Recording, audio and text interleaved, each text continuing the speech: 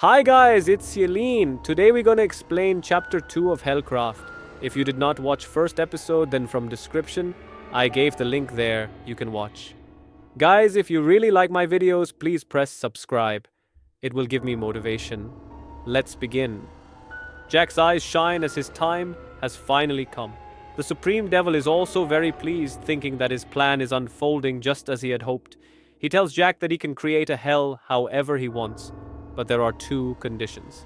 Jack asks what these conditions are. The first condition is that Jack must name the hell, and the name must correspond to the sin for which people will come to this hell. Jack suggests names like Hell of Lies, Hell of Deception, or Hell of Greed. Bamer tells him that these names are too common and that there are already hells for greed and lies, so Jack needs to come up with something else. The second condition is that a hell must be designed in such a way that those who commit sins must suffer eternally without any way to escape. If anyone can escape, the punishment will be that the ruler of that hell will die. Jack interrupts and asks, "If I leave a way for someone to escape, you will die?" Bamer confirms, "Absolutely, but I have no problem with that. If I die, it's fine, but before that, I will destroy your soul." Jack thinks to himself that this monster is very creepy and is saying something strange.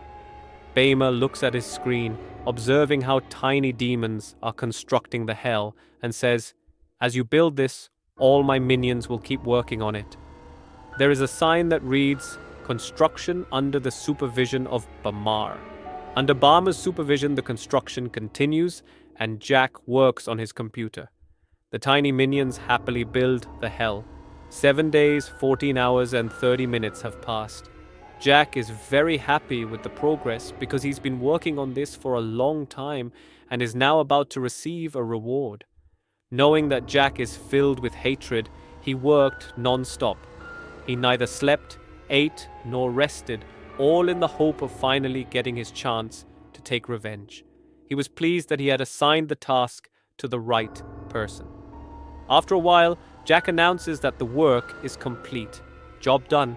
Bamer approaches him and says that Jack has finished faster than expected and asks one question. What will the name of this hell be? Jack responds, "Deception. The hell of deception. Anyone who has deceived someone will come to this hell."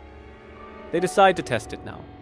They leave the room and find Jack's stepmother, Julie, sitting on the sofa, looking at her phone. In her mind, she thinks there's no need to worry too much about this. The time for revenge has come. However, Bamer tells him that the condition for sending people to hell is that they must have committed the sin associated with the hell's name after it has been created. If they committed the sin before the hell was created, the key will not activate and they won't be able to send them to hell. Bamer hadn't mentioned this part before. The key wasn't working because the hell had only been created an hour ago, and during this time, his stepmother hadn't committed any sins. She tells him, "Why are you out of your room? You smell bad. Go take a shower and get out of here. You're just like your mother." She takes a photo of her purse on the table and sends it to someone, not paying any attention to Jack or even looking at him. Seeing this, Jack gets irritated. We then flash back to the past to show what happened to his mother that led to his current state. His mother came from a poor family and married a man from a wealthy family. Her mother-in-law constantly troubled her, but she always smiled to keep her son happy. Her husband came home drunk every day, leading to frequent fights, and often left marks on her face. Jack would cover his ears to avoid hearing the fights. Eventually, his father kicked his mother out of the house, not because she had done anything wrong, but because he preferred dating younger women. At that time, Jack had an injury and arrived to find the same girl, who is now his stepmother, talking on the phone about how great her life was, the expensive gifts she received, and how foolish her husband was. Jack overheard everything and said, "Shut your mouth. If you tell anyone, I will throw you out of the house like I did with your mother." Returning to the present, his stepmother asks again, "Why are you out of your room?" Jack says, "Do you want to leave this house? I know you want to." She asks, "What does that mean?" He replies, "I know you don't love my father. You're here only for the money." She laughs and says, "What can a loser like you give me? Whatever I want, I can get myself. I get everything I want here. I just have to ask once." He says, My father saved 1 crore for my education and I can give it to you. If you don't believe me, I can show you. With this money, you can live comfortably for the rest of your life. She's astonished, thinking, does he really know where the money is kept? Jack goes to the safe, knowing the passcode. Meanwhile, the woman thinks about how she had only been interested in expensive brands and nice homes, but now she's getting 1 crore. It's like winning the lottery. As she opens the safe, she finds a large amount of money, which seems like a real treasure to her. Jack takes out all the money and says, with this money, you can go somewhere else and get a good job. But the woman cunningly thinks, why is he giving so much money all of a sudden? He should be saving it. After all, it's for his future. The devil, who was watching everything, thought to himself that this woman wasn't as foolish as she appeared.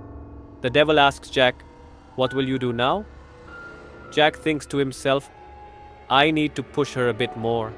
With that thought, he starts crying and says, I just want my mother to come back, and for that, you need to leave this house. I'm ready to do anything, just go away. The woman thinks, how foolish. Is it that simple? If I leave, his father will just marry someone else. She takes out a large bag and starts transferring all the money into it. Seeing this, Jack is happy because he believes this will activate the key and fulfill the conditions. She's betraying her husband. She says, I need more bank details and passwords and information on where the money is kept. Only then will I leave. Jack laughs and says, you won't need any of that in hell. She looks at him and asks, what do you mean? He points to the key, which is now glowing red, indicating that all the conditions have been met. He spins the key, and a door to hell appears. As soon as he opens it, large tentacles grab his stepmother, and within seconds, she is sent alive to hell. Upon arrival, she screams, why? Where am I and why did you do this? The devil watches all of this on his tablet as if it were a video game. He asks, are you watching this? Jack turns his face away and says, I don't want to see it. The devil asks, are you feeling sad? Meanwhile, we see Jack hiding his face and laughing. He's thoroughly enjoying the situation and says, sadness? I'm feeling very happy doing all this. Finally, after 3 months, Jack puts on his school uniform and prepares to go to school. The devil says, it hasn't even been 10 minutes since you sent someone to hell, and now you're preparing to send another. Jack replies, if I have a knife, why not cut all the vegetables at once? Besides, hell is only complete when people are screaming in it. An empty hell isn't a real hell. The devil says, I know you're just making excuses. In reality, you want to take revenge on everyone. But you're right. Hell only feels good when people are screaming in it. 3 months later, dressed in his uniform, Jack says, my training is now complete. At school, I'll have more opportunities to send many people to hell. He arrives at school and sits in his class. All the students look at him as if a celebrity has arrived. They whisper among themselves, why is this loser here? Because of him, we're going to get into trouble. He hasn't been to school for the last month, and the reason was that a gang of thugs was bothering him. Now that he's here, those thugs will come back and trouble us too. As they talk, the gang of thugs, including Jack's best friend, comes down the corridor. They enter the classroom, see Jack, and say, finally, we have someone to bother us. At least we can talk to someone now. They approach him and say, Jack, you're back at school today and didn't even tell us. Since we're friends, you should have at least informed us that you were coming. We could have prepared. The devil, standing beside Jack, says, you're quite popular in school. Jack, however, ignores everyone and starts preparing for class. At that moment, his childhood friend throws his books and says, after the last fight, I had scars on my face, and you know how hard it was for them to heal? Now you're going to pay for it. If you don't want us to punch you in front of everyone, come with us to the washroom. They all head to the washroom and surround Jack. The biggest guy in the group, like a bull, comes up and punches Jack, saying, what happened? Did your tongue go into your stomach? Why don't you ever speak? The devil watches from the side and says, now I understand why people used to say they were beaten like dogs. Seeing you today, I understand what they meant. The leader of the gang says, you'll have to fill our treasure. Last time you caused us a lot of trouble. The devil tells Jack, "You have no relationship with them, so how will you force them to betray you?" Jack thinks, "He's right. I don't know how I'll do it, but I need to be a bit smarter." In the past, when hunters hunted, they would improvise and catch animals much bigger than themselves. I need to do something similar. Will Jack be able to send them all to hell or not? To find out, watch the next episode and remember to subscribe and like.